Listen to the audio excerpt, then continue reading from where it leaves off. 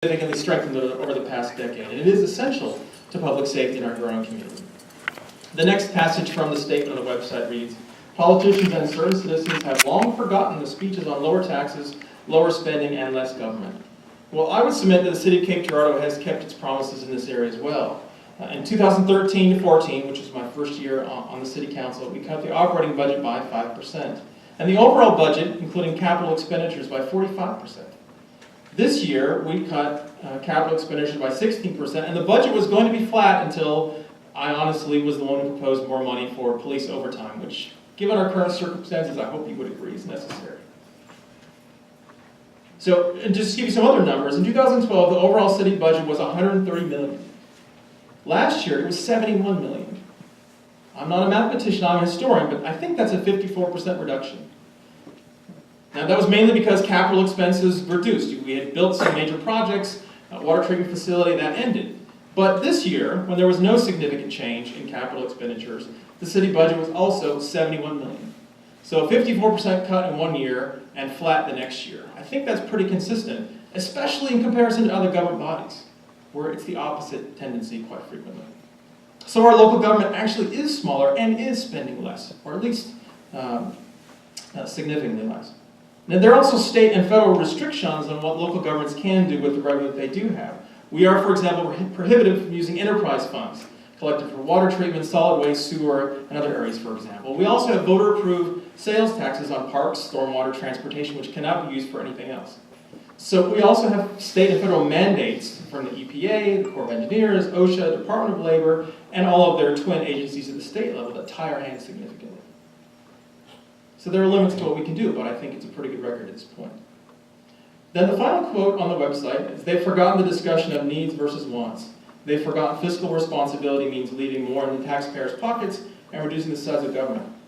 Well, I think I've presented some evidence that we are spending less, and speaking of needs versus wants, I've heard and made myself complaints about how casino revenue has been spent. Now, I was not on the council when the city decided to spend on dog parks and community gardens. I think those are clearly wants and not needs. Some people believe those are worthy projects. Obviously, they both get a lot of usage now. But we're moving in a different direction, and the City Council has spoken quite clearly on this. Now, keep in mind, we only get about $2.5 million from casino revenues, and the total public safety budget, that's police and fire, is over $12 million.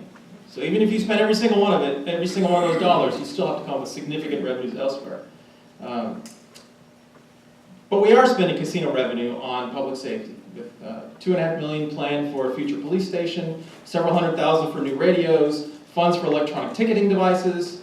Please don't be mad if you get a ticket from one of these new e-ticket machines. But as Atlantic City is learning to their great sorrow, no casino is forever. You can't depend upon that income. It's not smart, it's not conservative to take a gamble on that being a permanent source of revenue for the city. So we're using for one-time expenditures. I think that's the way to go.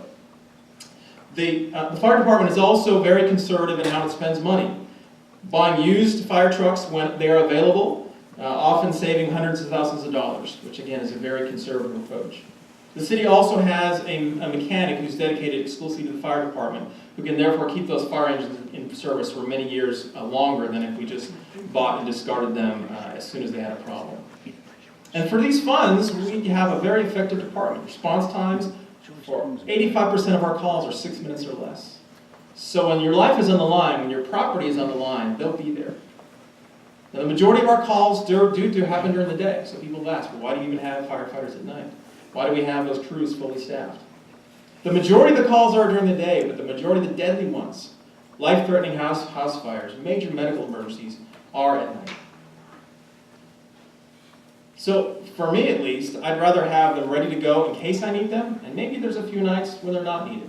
But when they are needed, they're there immediately. As I said, 6 minutes or less the vast majority of the time. Also, people have said, why do you send everything? Why not just send an ambulance? Why not just send a truck when you know it's a small incident? We don't really know. I mean, a small accident on I-55 can quickly become a hazardous chemical event. A small house fire can quickly engulf not just one house, but two.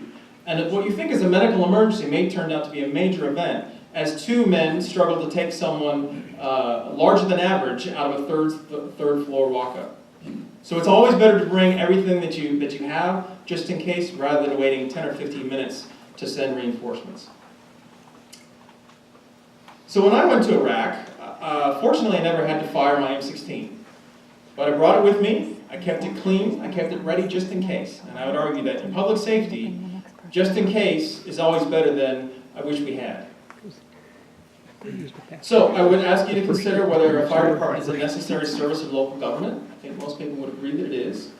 I would ask you to consider whether it's worth the 12.5 cents per $100 that this tax imposes on expenditures in the city of Cape. And whether that very small cost, which again we're already paying, is worth keeping to save lives and property by having the well-equipped, well-trained, and ready fire department that we have now continue into the future. So if you are voters in the city of Cape Girardeau, I would ask that you support our fire department and your firefighters. They work every day to keep us safe, serve with honor, and are there when we need them. Be there for them on election day so they can be there for us the rest of the year. Continue the fire tax on November 4th. Thank you.